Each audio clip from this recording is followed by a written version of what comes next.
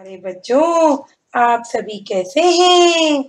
मेरा नाम रेंचो रणछोड़ दास है। आज मैं आपको एक कहानी सुनाने वाला हूँ। यह कहानी आपने पहले भी सुनी होगी, लेकिन मुझे ये कहानी बहुत अच्छी लगती है। तो चलो, हम चलते हैं हमारी कहानी के सफर पर। मेरी कहानी है जंगीरा बांसुरी वाले की कहानी। उसकी बांसुरी की मीठी मीठी धुन ने क्या कमाल किया, ये हम कहानी में जानेंगे। तो एक गांव था। उस गांव का नाम था वीरपुर। वहां के लोग सफाई को लेकर थोड़े से लापरवाह थे। थोड़े से नहीं कहूंगा, बहुत ज्यादा ही लापरवाह थे। तो जहां पर गंदगी होगी वहां पर क्या होगा बच्चों, बताओ? सोचो सोचो। हाँ, बिल्कुल सही।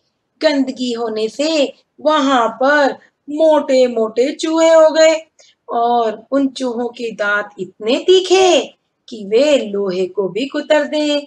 लेकिन बच्चों, इस बात का ध्यान रखिएगा, हमें गंदगी नहीं करनी है। हमें अपने घरों के साथ साथ हमारे गली मोहल्लों गांवों को भी स्वच्छ रखना है। और हमारे माननीय प्रधानमंत्री जी ने भी तो स्वच्छ भारत अभियान का नारा दिया है। तो गंदगी हुई, चूहे हुए, लेकिन मेरा क्या कसूर? मैं उस गांव में गया और पता है बच्चों, मेरे कपड़ों को भी उन्होंने कुतर डाला। यह देखिए, मेरे कपड़ों का क्या हाल किया। मेरे पास पहनने को कपड़े ही नहीं बचे। तो मैं आपसे विनती करता हूँ कि आप उस गांव में मत जाइएगा। मैं तो उस गांव में बिल्कुल भी नहीं जाऊंगा। लेकिन गांव वाले क्या करें, उन्हें तो उसी गांव में रहना था। तो वे हर समय कुतरे हुए कपड़े ही पहने रहते, क्योंकि जब भी कोई नए कपड़े लाते, चूहे उन्हें कुतर डालते। अब गांव वालों ने सोचा कि इन कुतरे हुए कपड़ों में ही अपना जीवन निकालना होगा, लेकिन फिर भी उन्होंने प्रयत्न करना नहीं छोड़ा। तो बच्चों, हमें प्रयत्न करना कभी नहीं छोड़ना चाहिए। तो गांव वालों ने गांव में लोहे के बड़े बड़े तार, बड़े बड़े पिंजरे रखे जिनमें तार थे और जिनमें चूहों को पकड़ पकड़ लिया जाता था। लेकिन जैसा कि मैंने बताया आपको कि उनके चूहों के दांत बहुत तीखे तीखे, वे पिंजरे के तारों को भी कुतर गए। अब गांव वालों ने गांव में बिल्लियां छोड़ी, लेकिन बिल्लियां स्वयं कुत्तों का शिकार बन गई। अब लेकिन गांव वालों को एक व्यक्ति ने बताया कि आप पास के गांव में जाइए, वहां पर एक बांसुरी वाला रहता है। उसकी बांसुरी की धुन इतनी मीठी है कि उसे सुनकर सभी मंत्रमुग्ध हो जाते हैं और उसकी बात मानने लगते हैं। तो सरपंच जी ने गांव वालों से विचार विमर्श करके उस गांव में जाने का निश्चय किया और अगले दिन वे जा पहुंचे बांसुरी वाले के पास। और बांसुरी वाला मीठी मीठी धुन बजा रहा था। बांसुरी वाले से गांव वालों ने अपनी परेशानी बताई और उससे कहा, बांसुरी वाले बांसुरी बजा, ये चूहे तो सताते हैं, तू आके इन्हें भगा। आ, बांसुरी वाले। यह सुनकर बांसुरी वाले ने कहा, सरपंच जी, आप इतना परेशान मत होइए। मैं आपको इस मुसीबत से छुटकारा दिला सकता हूँ, लेकिन उसके बदले में मुझे क्या मिलेगा? तो सरपंच जी ने कहा, बांसुरी वाले, तुम हमें इस समस्या से छुटकारा दिला दो, हम तुम्हें 100 स्वर्ण मुद्राएं इनाम में देंगे। 100 स्वर्ण मुद्राएं तो बहुत होती हैं। यह सुनकर बांसुरी वाला बहुत प्रसन्न हुआ और बांसुरी वाला उनके साथ जाने के लिए तैयार हो गया। अगले दिन वह सरपंच जी और गांव वालों के साथ जा पहुंचा उनके गांव में और गांव के बीचों बीच चौराहे पर जाकर उसने बांसुरी की मीठी मीठी धुन बजानी शुरू की। जैसे जैसे वह बांसुरी की मीठी धुन बजाने लगा, वैसे वैसे गांव के सारे चूहे उसके चारों ओर इकट्ठा हो गए। सभी अपने बिलों से निकल गए और उसके चारों ओर इकट्ठा होकर नृत्य करने लगे। और उसमें एक खास बात क्या थी बच्चों, आपको पता है?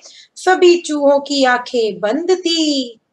आंख बंद करके वो बांसुरी वाले का अनुसरण कर रहे थे। धीरे धीरे गांव से वो बाहर निकलने लगा। बांसुरी वाला जो गांव के पास नदी थी, उस नदी की तरफ बढ़ने लगा। चूहे भी उसका पीछा करते करते उसके पीछे पीछे चलने लगे। और जैसे ही बांसुरी वाला नदी के पास पहुंचा, वह नदी में उतर गया। क्योंकि चूहों की आंखें बंद थी, उन्हें दिखा नहीं और वे भी नदी में उतर गए और नदी के पानी में डूब के मर गए।